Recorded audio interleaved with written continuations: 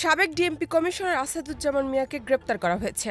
11 September রাজধানীর মহাখালী থেকে তাকে গ্রেপ্তার করেছে র্যাপিড অ্যাকশন ব্যাটালিয়ন। বিষয়টি নিশ্চিত করেছেন র্যাবের লিগ্যাল অ্যান্ড মিডিয়া উইংয়ের পরিচালক lieutenant colonel Munim Ferdous.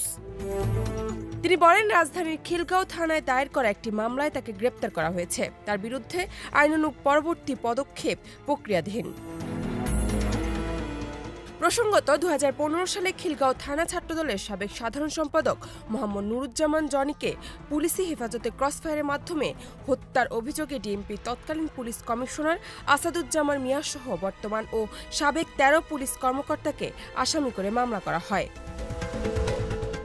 3 September ডিএমপির Khilgaon থানায় এই মামলাটি দায়ের করা হয়। জনির বাবা ইয়াকুব আলীর এই মামলা দায়ের করেন। জান্নাত নিপু, দেশ রূপান্তর।